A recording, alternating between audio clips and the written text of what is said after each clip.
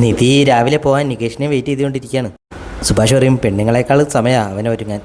സുധി നിധിയോട് ചോദിക്കും, ഞാനിന്ന് ഓഫീസിലോട്ട് വരണോ? എന്തിന്?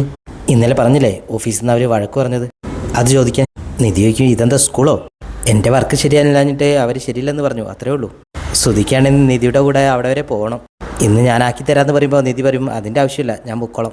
പിന്നെ ബസ്സിൽ എന്തെങ്കിലും ബുദ്ധിമുട്ടുണ്ടെങ്കിൽ എന്നോട് പറയണം, ആരെങ്കിലും ശല്യം ചെയ്താൽ ഞാൻ അങ്ങോട്ട് വരാം. നിധി പറയും, നിങ്ങൾ എൻ്റെ അച്ഛനേക്കാളും കഷ്ടമാണല്ലോ, അവിടെ നിന്ന് ഇങ്ങോട്ട് പോന്നപ്പോൾ ഒക്കെ കഴിഞ്ഞു എന്നാണ് ഞാൻ കരുതിയത്.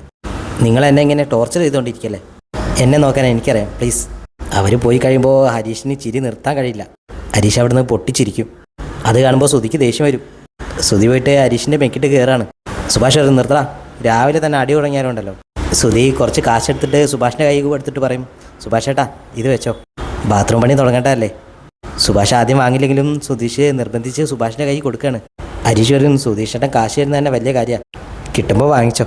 സുധീഷ് പറയും, ഞാൻ തരുന്ന കാശ് കൊണ്ടാണ് ഇത് പണിയുന്നതെന്ന് സുഭാഷ് ഏട്ടൻ അവളോടൊന്ന് പറഞ്ഞേക്കണേ. പിന്നെ വേറൊരു കാര്യം കൂടെ ഉണ്ട്, അതിന് ഹരീഷിൻ്റെ ഹെൽപ്പ് വേണം. അവനാണെങ്കിൽ എന്നെ ഇങ്ങനെ പരിഹസിച്ചുകൊണ്ടിരിക്കുകയാണ്. എന്താ കാര്യം ചോദിക്കുമ്പോൾ സുധി പറയും, നിധിക്കൊരു വണ്ടി വാങ്ങണം, അതിന് എത്ര കാശാവും? ഹരീഷ് പറയും, ഒരു 1.5 ലക്ഷം ആവും. സുധിക്കും 1.5 ലക്ഷമോ? പിന്നെ ഇയാൾ വണ്ടി ഓടിച്ച് നടന്നപ്പോൾ കാശൊന്നും ശ്രദ്ധിക്കാറില്ലേ? സുഭാഷ് പറയും, ഇപ്പോൾ ഒരു സെക്കൻഡ് ഹാൻഡ് വാങ്ങിച്ചാൽ പോരെ? ഹരീഷ് ബൈക്ക് വാങ്ങിച്ചതുപോലെ. പിന്നെ സ്കൂട്ടർ വാങ്ങിച്ചത് ഞാൻ ഒറ്റയ്ക്കാണെന്ന് പറഞ്ഞേക്കണേ സുഭാഷ് ഏട്ടാ. സുഭാഷ് പറയും, നീ തിരുവനന്തപുരത്തെ മൃഗശാലയിൽ പോയിട്ടില്ലേ? അതിൽ കുരങ്ങനുണ്ടാവും, ചലപില ചലപില എന്ന് പറഞ്ഞാൽ എപ്പോഴും. വേറെ കൂട്ടിൽ സിംഹം ഉണ്ടാവും. സിംഹം പക്ഷേ നമ്മുടെ അടുത്തേക്കൊന്നും വരില്ല, നമ്മളത് ഇപ്പോൾ വരും എന്ന് കരുതി വെയിറ്റ് ചെയ്യും. സുധീഷ് അതൊക്കെ കേട്ടിങ്ങനെ ചിരിക്കും. എന്നിട്ടേക്കും ഇതൊക്കെ എന്തിനാണ് എന്നോട് പറഞ്ഞത്? സുഭാഷ് പറയും, അതിലെ കുരങ്ങൻ്റെ അവസ്ഥയാണ് എൻ്റെ. നീ നിധിയുടെ മുന്നിൽ ഒരു കുരങ്ങനാവരുത്. ലഞ്ച് ടൈമിൽ ഫുഡ് കഴിക്കുകയാണ് നിധി. അവിടെയുള്ള സ്റ്റാഫ് മോഹൻ സാറിന് ചിക്കൻ കൊടുക്കുമ്പോൾ മോഹൻ സാർ ചൂടാവും. ഇന്ന് അമ്മയും കൊണ്ട് അമ്പലത്തിൽ പോകാനുള്ളതാ. നിധിയുടെ കൂടെ ഫുഡ് കഴിക്കുന്ന പെൺകുട്ടി പറയും, മോഹൻ സാർ അങ്ങനെയാണ്, പെട്ടെന്ന് ചൂടാവും, പക്ഷേ നല്ല മനുഷ്യനാണ്. ചീത്ത കേട്ട ആൾ ചിക്കനും കൊണ്ട് ഒരു കഷ്ണം നിധിക്ക് കൊടുക്കും, ഒരു കഷ്ണം കൂടെയുള്ള കുട്ടിക്കും കൊടുക്കും. അവർ ഫുഡ് കഴിച്ച് കഴിയുമ്പോൾ സുധി നിധിയെ ഫോൺ വിളിക്കും. എന്നിട്ട് പറയും, ഞാൻ ഓഫീസിൻ്റെ അടുത്തുണ്ട്. നിധി ചോദിക്കും, എന്താ ഓട്ടം വന്നതാ? സുധി പറയും, അതെ. എന്താ നമുക്കൊന്ന് കാണണോ? നിധിക്ക്, എന്തിന്? എനിക്കിവിടെ ജോലിയുണ്ട്. സുധി പറയും, സുഭാഷ് ഏട്ടൻ തന്ന ഫുഡ് ഇവിടെ വെച്ചിട്ടേ ഏതെങ്കിലും ഹോട്ടലിൽ പോയിട്ട് ബിരിയാണി കഴിക്കണം.